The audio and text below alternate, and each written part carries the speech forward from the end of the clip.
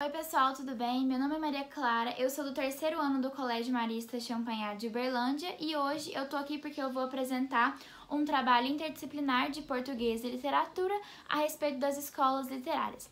Bom, eu não vou falar amplamente de todas as escolas literárias, eu escolhi o trovadorismo para apresentá-lo. Bom, o trovadorismo ele foi o primeiro movimento artístico literário na poesia europeia, depois do século XI e depois do século XII.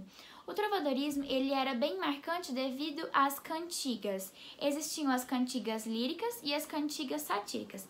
Elas eram sempre escritas pelos trovadores. Bom, e essas cantigas, elas sempre são declamadas através de instrumentos musicais e da dança.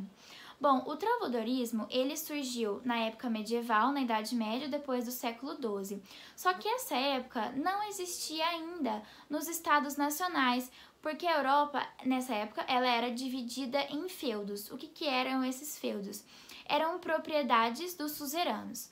Bom, na Idade Média, os valores eram através das posses territoriais, ou seja, quem tinha as posses territoriais poderia adquirir qualquer coisa em troca, como por exemplo comida, móveis, comércio, essas coisas.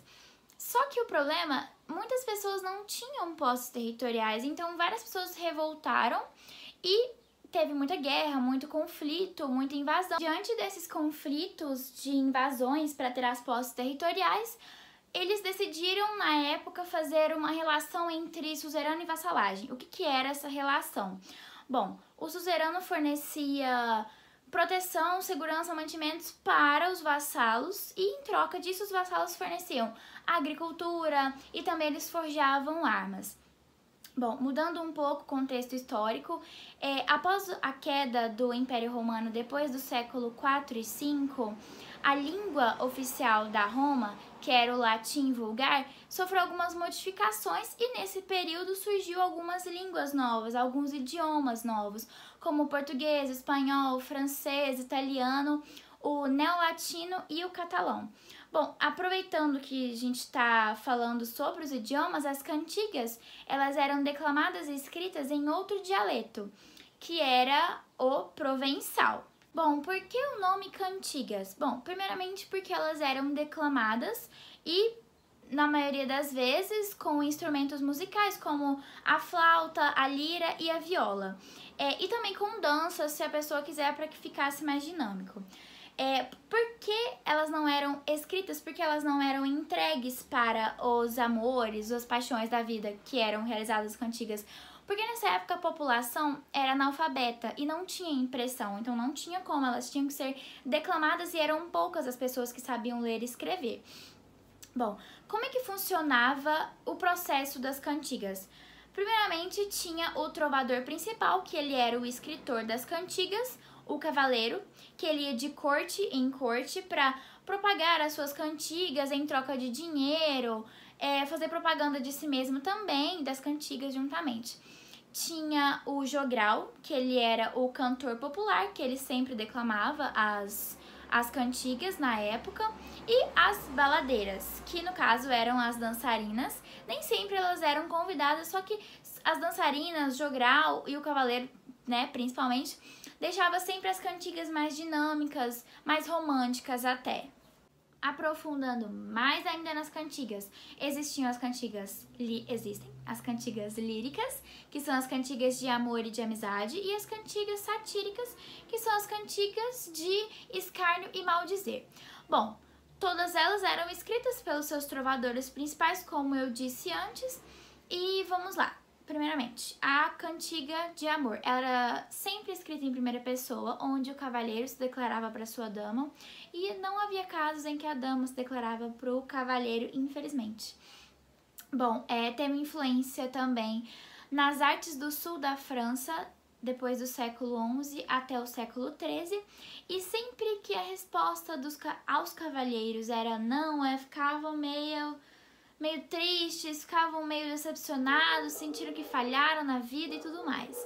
Um exemplo de cantigas de amor são as cantigas de Bernardo de Banal.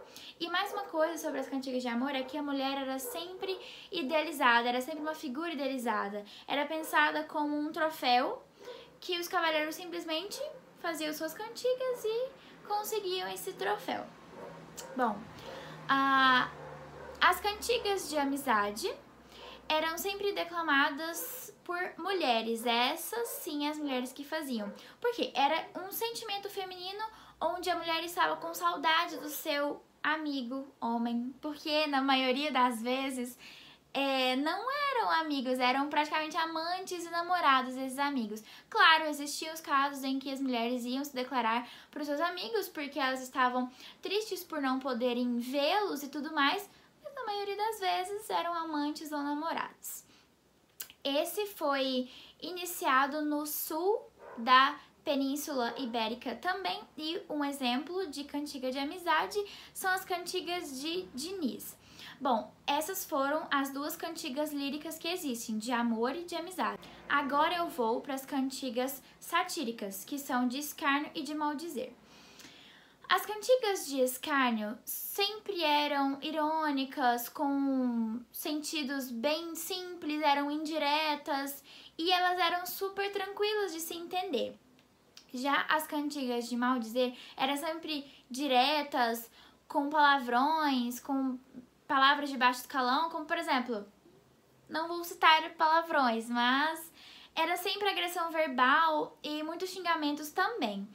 Bom, esse é o trovadorismo e todas as cantigas, essa foi a escola literária que eu fiz e eu não sei se todo mundo conseguiu perceber, mas eu tentei fazer essa pequena demonstração de notas musicais, porque as cantigas, né, são sempre declamadas, cantadas, então eu quis trazer um pouquinho de dinâmica para esse vídeo. Bom, eu acabei por aqui, obrigada por prestarem atenção nesse vídeo e até mais!